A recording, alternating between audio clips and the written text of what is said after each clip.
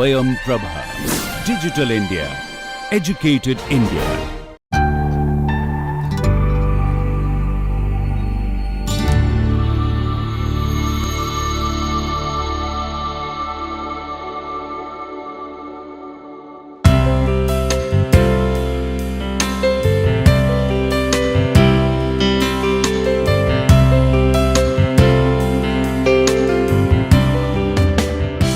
Welcome to the course Environmental Impact Assessment. Continuing with our exploration to review the status of the global environment, today we will cover biodiversity.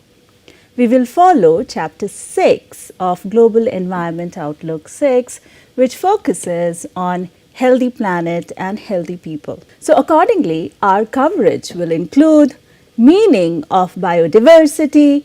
We will look at the problems associated with biodiversity like sixth mass extinction, its significance, benefits and concept of One Health. We will review the interconnections between people, biodiversity and health and provisions of ecosystems. We will look at the key impactful pressures on biodiversity. Thereafter, we will review impacts on the world's biomes. So accordingly, what you will be able to do is to explain biodiversity, explain and review problems associated with biodiversity like sixth mass extinction, its significance, benefits and concept of One Health, synthesize the interconnections between people, biodiversity, ecosystem, health and provisions of ecosystems, and eventually connect these to understand environmental impact assessment. You should be able to identify the key pressures on biodiversity and review various impact predictions, identify the various world's biomes and discuss the impacts on them, as well as review the nature and intensity of environmental impact. Let us first understand what biodiversity means. Biodiversity is the richness and variety of life we see on Earth. Biodiversity relates to variability. Variability, the variety we see among living organisms from all sources, the diversity within species, between species, and of ecosystems. We see that biodiversity is said to be the health of ecosystem, which allows for stability and recovery. It is said to be the most complex and important feature of our planet. Without biodiversity, life will not sustain. When we consider diversity, we ask how many different species are present in a given area. We look at amount of inherited genetic variability contained within populations of species. Survival of species is dependent on genes that provide resistance to disease and environmental tolerance. This can be significantly affected by the destruction of habitats and other influences, what we have been doing. We also look at ecosystem diversity like variety of communities or habitats that exist. Now let's investigate the problems associated with biodiversity. An important concern for us is that biodiversity is in crisis. There is well-established evidence that indicates an irrevocable, meaning permanent and continuing decline of genetic and species diversity. And this degradation of ecosystem is happening at local and global levels. Scientists are increasingly concerned that if anthropogenic, the human activities, pressures that our activities exert on biodiversity continue unrestricted, without limit, we risk precipitating a sixth mass extinction event in the Earth's history. And this will have tremendous impacts on our health and equity. Here is a brief understanding of the sixth mass extinction. The National History Museum says Extinction is a part of life, and animals and plants disappear all the time. About 98% of all organisms that have ever existed on our planet are now extinct. When a species goes extinct, its role in ecosystem is usually filled by new species or other existing ones. Earth's normal extinction rate is often assumed to be between 0.1 and 1 species per 10,000 species per 100 years. This is known as a background rate of extinction. A mass extinction, when we say mass extinction event, is when species vanish much faster than they are replaced. This is usually defined as about 75% of the world species being lost in a short amount of geological time, less than 2.8 million years. It's difficult to identify when a mass extinction may have started and ended. However, there are 5 big events that we know of where extinction was much higher than the normal background rate, which we talked about, and these are often used to decide whether we are going through a 6th one now. So now we understand what the 6th mass extinction means. Subsequently, our understanding of biodiversity is much better today. We understand it much better in current scenario. Here are some points that report indicates. Rate of species loss is estimated to be 1,000-fold greater than the background rates. That's what we see today. This is rising concerns and debates among scientists over whether we have already entered into a 6th mass extinction event. For many species, populations are in decline globally, and genetic diversity, which is vital for future adaptation to global change, is deteriorating. It is important for us to understand that biodiversity loss and habitat decline continue to accelerate. So it's accelerating, the decline is accelerating.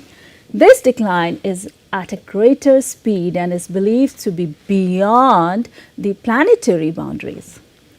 The loss of biodiversity reduces ecosystem resilience, the ability to get back to normal.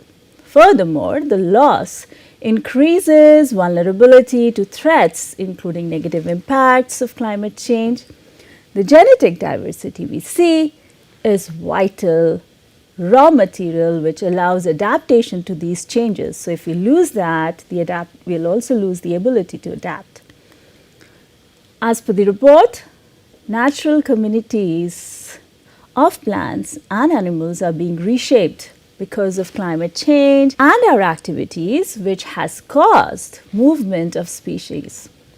We also see that some displaced species are invasive, aggressive, and they pose risks to not only to our health, but also the genetic diversity and food and water security. So you see how significant they are in our life. Such changes are set to reduce the efficiency of ecosystems. Ecosystem will not efficiently capture essential resources, it will not produce biomass, will not decompose and recycle nutrients, and it will also decrease in resilience. We see that there is increase in the rate of species population decline globally across all Earth's major biomes, and this is well established through various studies. The report also highlights that at a local level, indigenous people and local communities play a key role in protecting biodiversity. And if we do not take action, it will be very expensive for us. Moving on, let us look at the benefits of biodiversity.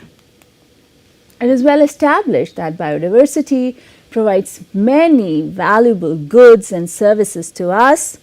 This variability, the variety we talked about, helps to regulate climate through carbon removal and control of local rainfall, filters air and water, and mitigates the impact of natural disasters such as landslides and coastal storms. So it also even protects us. Direct benefits from biodiversity include food and fibers from natural vegetations, wood and non-wood products from forests, fish and oceans and freshwater systems, pollination of crops, medicines from plants, and even psychological health. If we restore and maintain biodiversity, we'll be able to enhance adaptive potential of our earth and help sustain nature's contribution for our livelihoods, health, and well-being.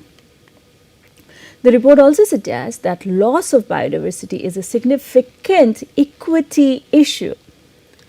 So, as explained, the livelihoods of 70% of people living in poverty rely to some extent on natural resources. If we damage these resources, we put the livelihoods of many at risk. Furthermore, the report assesses that 80% of global biodiversity is found in traditional territories of indigenous people and stresses that the future generations of these indigenous people will experience relatively impoverished, poor lives if losses continue to happen. So you see how big the problem is. The report indicates that the pressure on biodiversity continues to increase. There is loss of habitat, degradation because of agriculture and infrastructure development. Then there are overexploitation and pollution. We also see invasive alien species, and now we are experiencing climate disruption. Furthermore, these changes are interacting between themselves and causing further change. So all the changes which we are seeing, they are also interacting between themselves. We have noted and continue to substantially ongoing losses of populations, species, and habitats. Let us try to understand the concept of One Health. The report states One Health is an approach that recognizes the opportunities and challenges related to these interconnections at the human-animal ecosystem interface and aims for optimal health outcomes for all. It is particularly relevant in the prevention and control of zoonoses, which account for more than 60% of human infectious disease. Several aspects such as urbanization, agricultural practices, land use, and biodiversity are changing the ecological dynamics.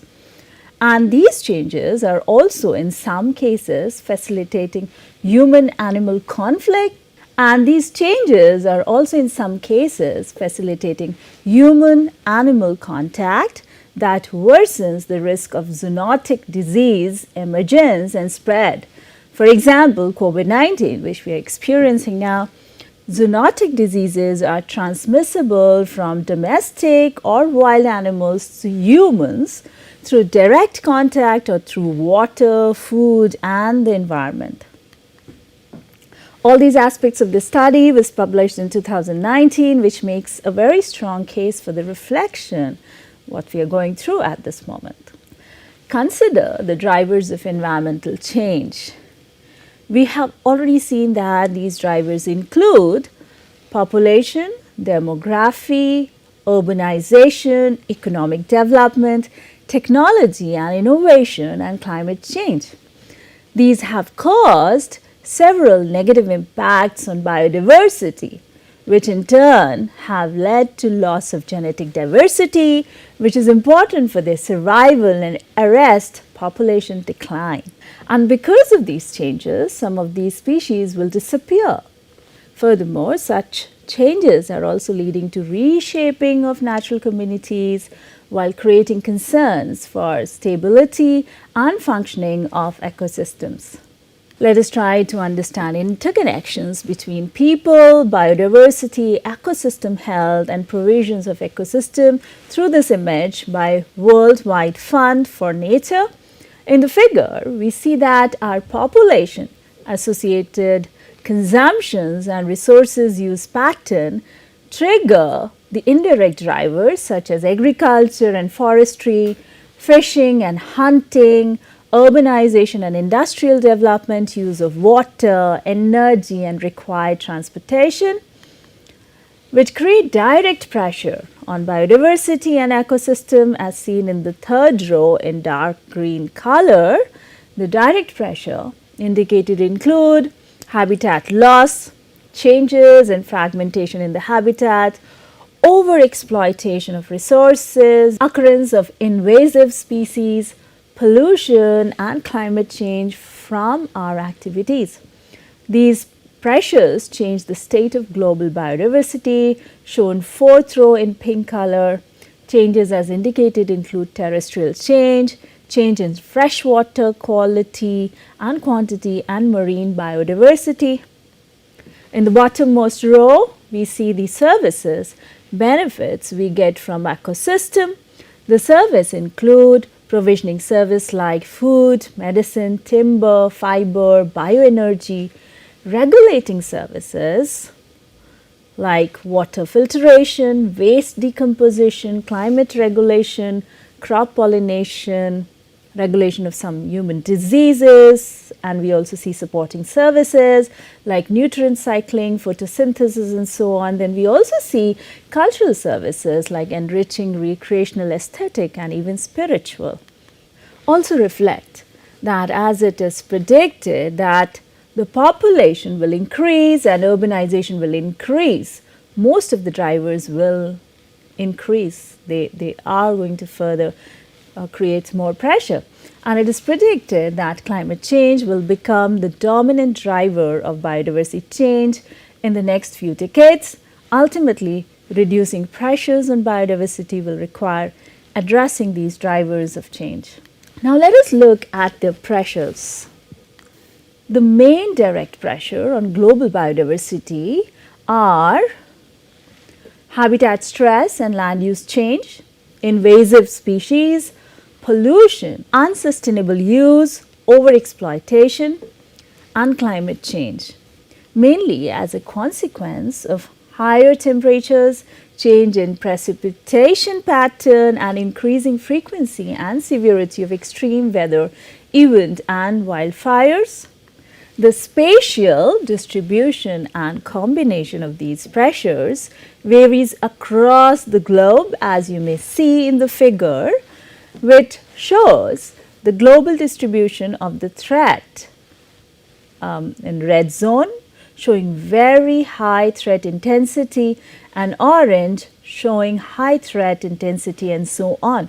You may look at our country to identify the threat level as per the study given here. In the following graph, you may see the proportion of critically endangered and vulnerable under mammals, birds and amphibians due to land use change and habitat loss, which constitute the major portion shown in dark green color. You may see invasive species in lighter shade of green and further pollution. You may further see that overexploitation shown in black color is another major reason for threats, followed by atmospheric warming and extreme events shown in gray. Looking at the first point, pressures, land use change and habitat loss. Land use change, which means what changes we make to the existing land cover to put into use to meet our growing requirements, such as for residential purpose. In particular, we are seeing in the urbanization process, industrial purposes, infrastructure purposes, mining for agriculture purposes is increasing drastically.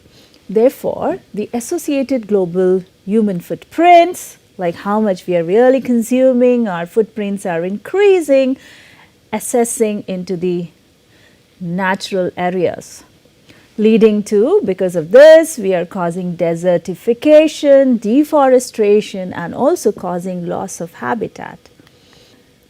So continue to think about the environmental impact our activities have.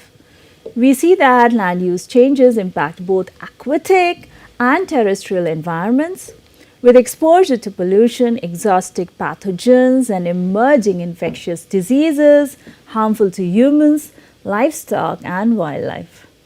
And we also see increased human conflict. As you can see in the figure, which shows the global human footprint for 2009 based on the combined pressure of infrastructure, land cover, and human access into natural areas in the scale from 0 to 50. 50 you may see indicated in red colors. You may look at India and reflect on color. Likewise, pay attention to the other warm color zones in the map. In the following map, you can see the absolute change in average human footprint from 1993 to 2009 at the ecoregion scale. The zones indicated in red color show the change in the negative directions, and these areas, the human footprint change is highly degraded. In orange color, you may see the change is again in the negative side and shows that it is degraded.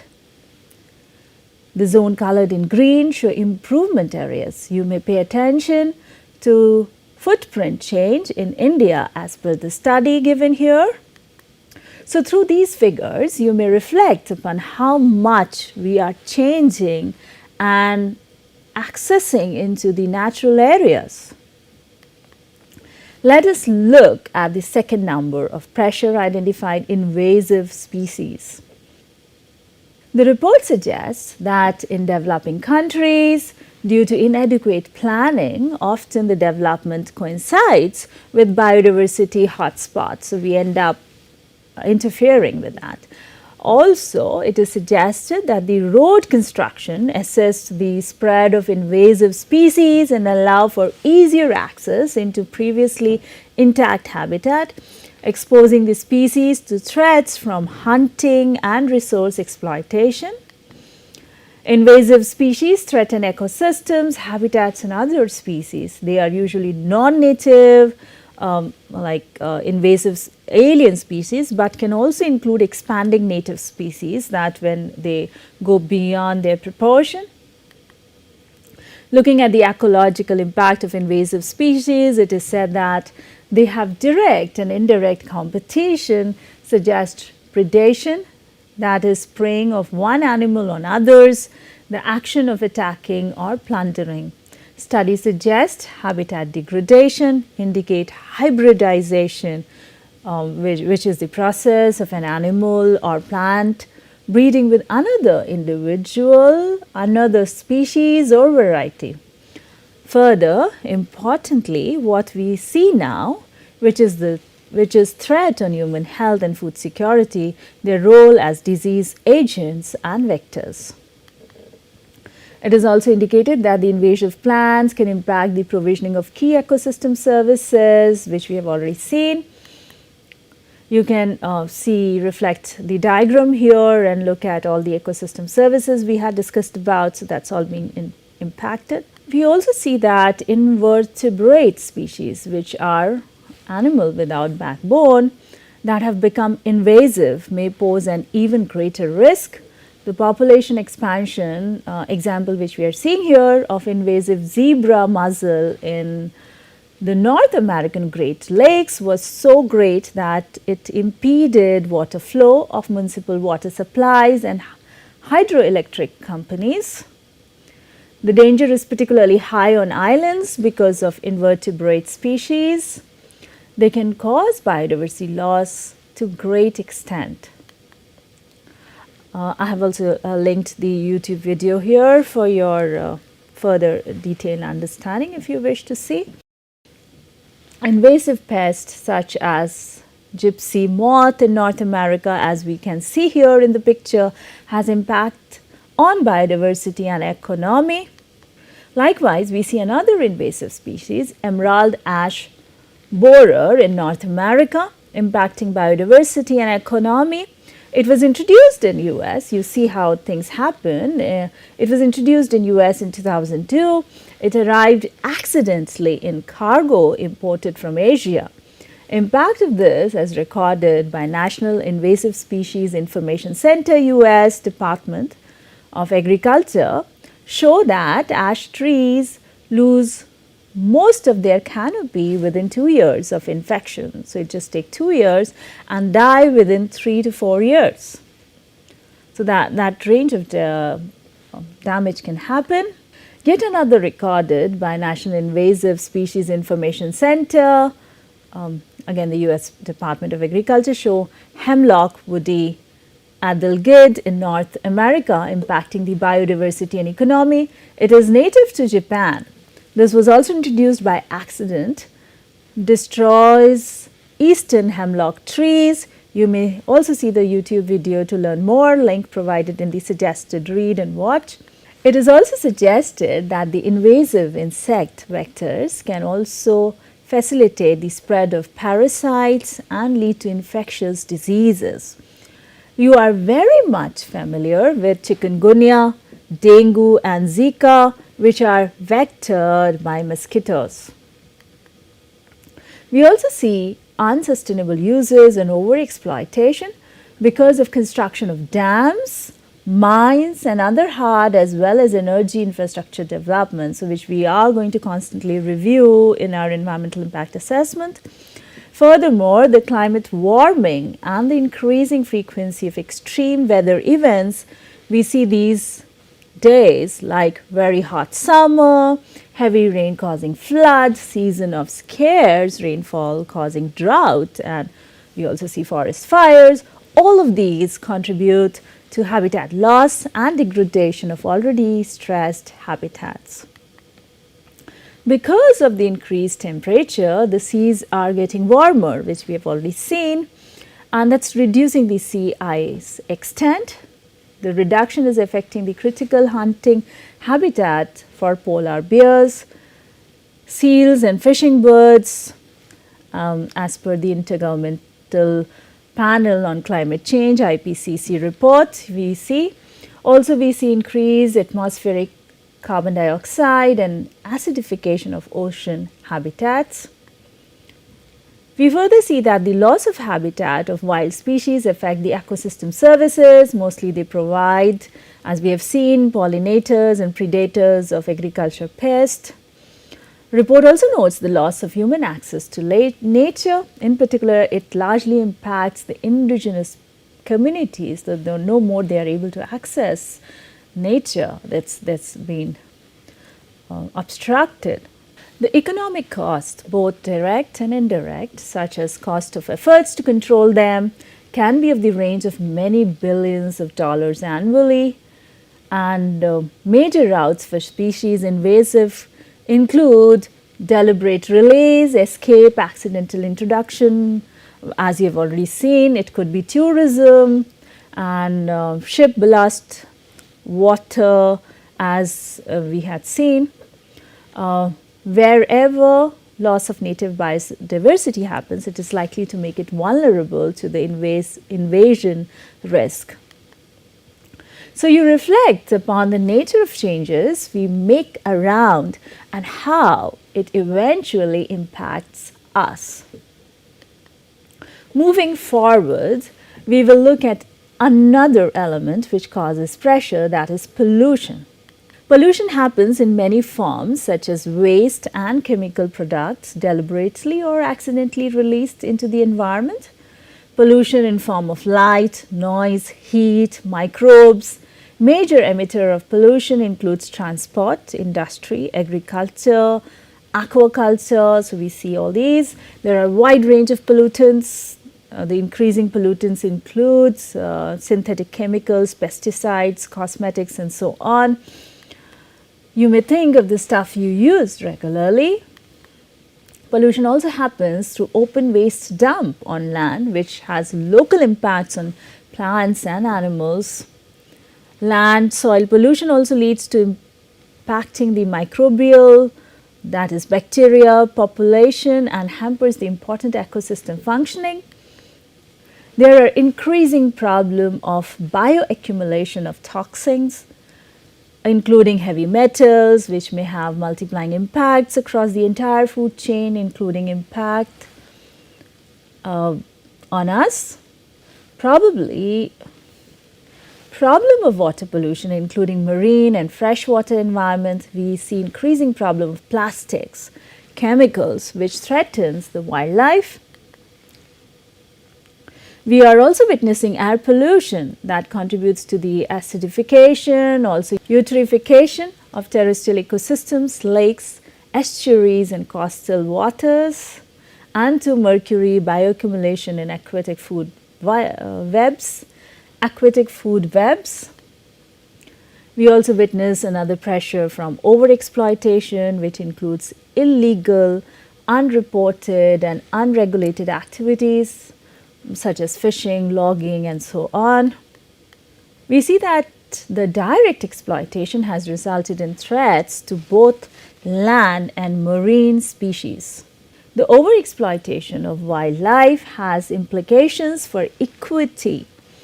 As suggested, it deprives poor and vulnerable local communities and indigenous people who are dependent on them for sustenance, traditional medicines, tourist income and other ecosystem benefits. So we see how our activities, overexploitation of the resources and impact of biodiversity and diverse and vulnerable communities. So we see how our activities, overexploitation of the resources, impact biodiversity and how impact biodiversity and also the vulnerable communities.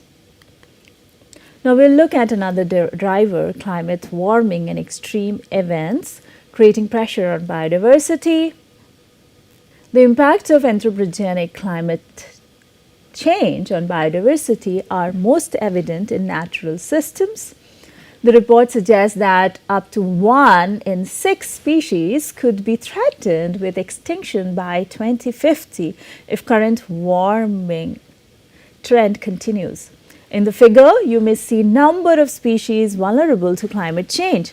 The darker shades indicate high number of vulnerable species, both in land and marine. The darker shade indicate high value as 100 species. We may reflect on the danger we see. However, known impacts are not distributed evenly and our knowledge of impacts remain incomplete at this moment.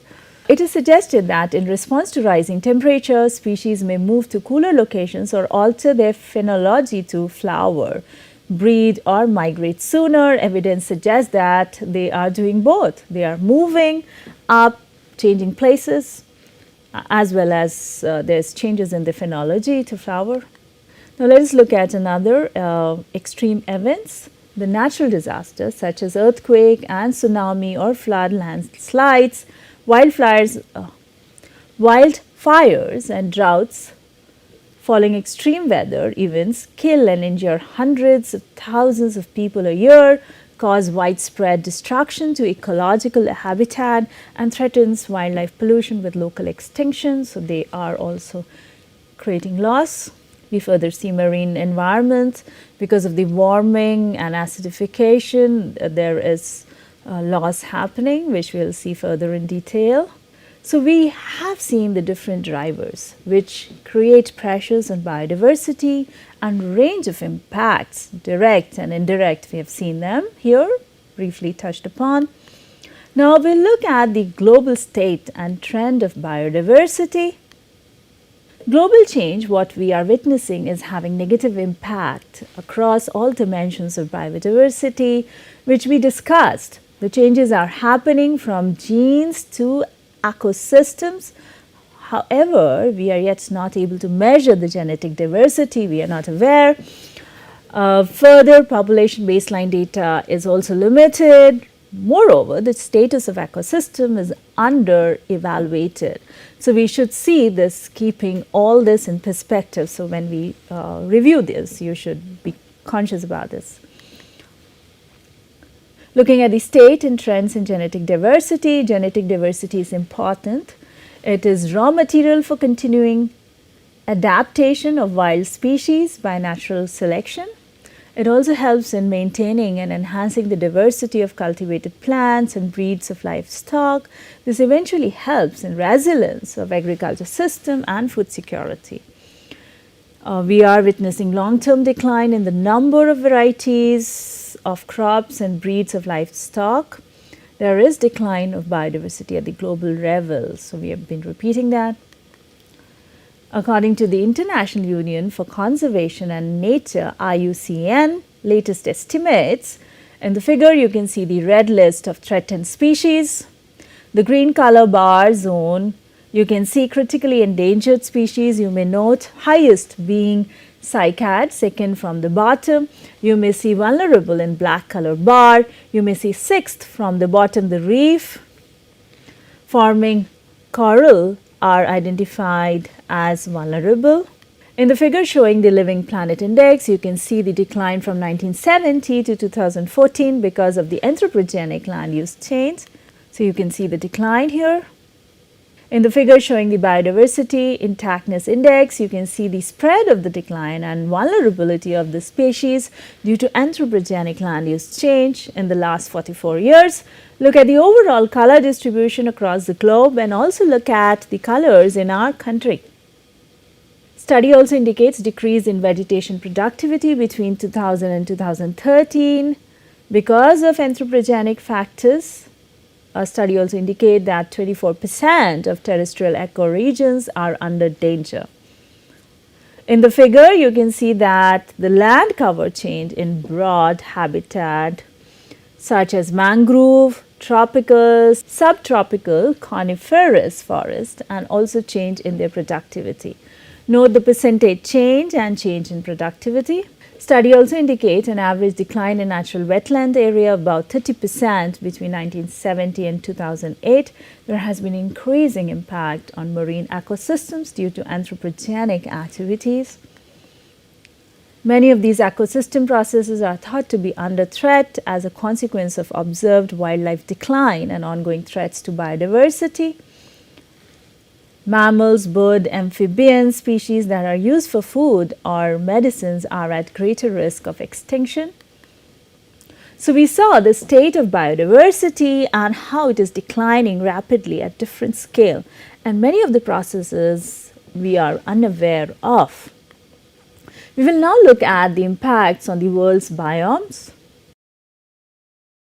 Let us first see what biomes are. Biomes are defined as a major ecological community of organisms adapted to a particular climatic or environmental condition across a large geographical area.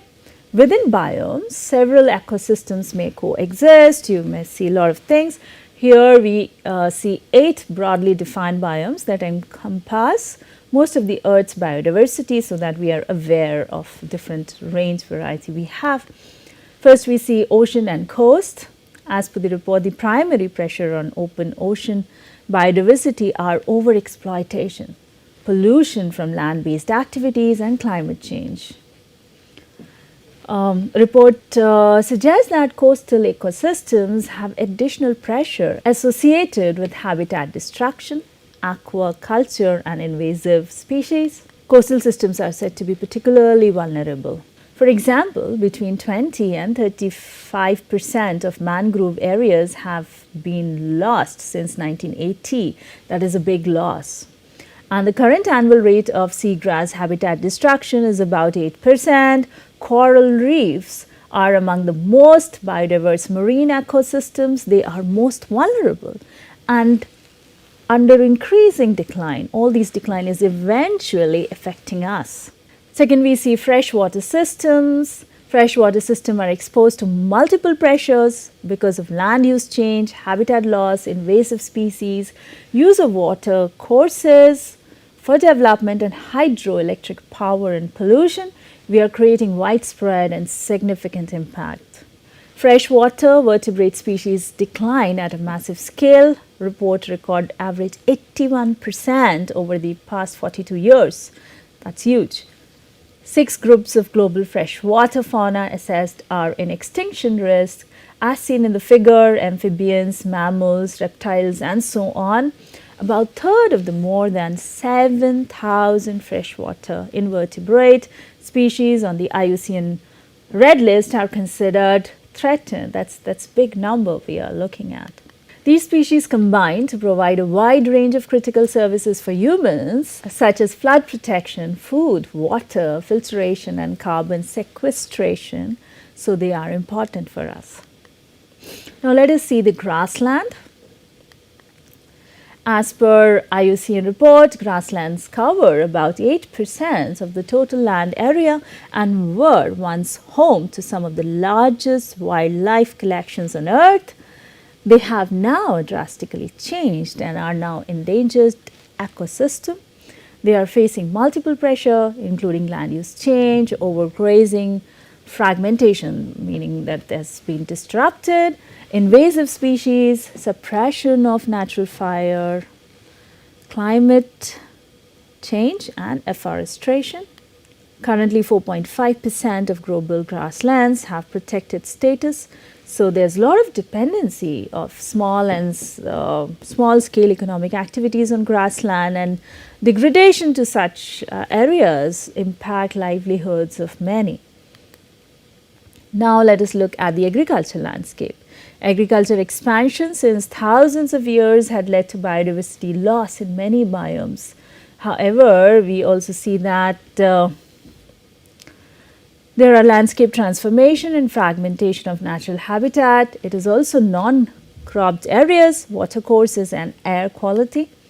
There has been drastic decline in the animal population, negatively impacting agricultural livelihoods. However, some of the agriculture practices such as crop combinations and applications of fertilizers and pesticides also impact on below ground biodiversity.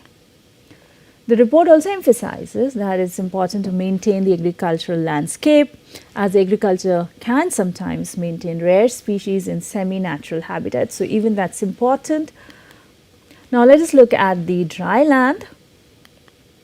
Dry lands are said to be less diverse than other ecosystems. However, they contain thousands of species that are highly adapted to the dryland environment. Dryland species are highly resilient and recover quickly from drought, fire, and herbivore pressure. We are witnessing worldwide desertification, which is also known as land degradation in drylands. Dryland degradation has many causes, including human conflicts.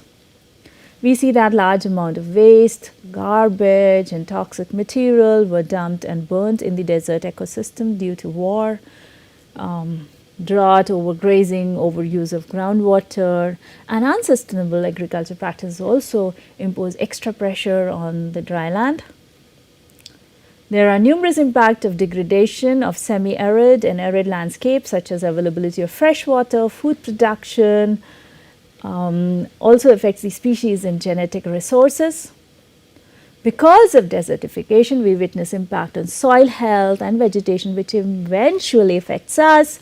Salinization also happens, which is a major problem in these biomes. Let us now see forest. We all know that forests provide habitat for large numbers of animals and plant species, contribute range of ecosystem services, provide essential regulation services, and we have seen all this. Deforestation and forest degradation is happening at a large scale, and it's increasingly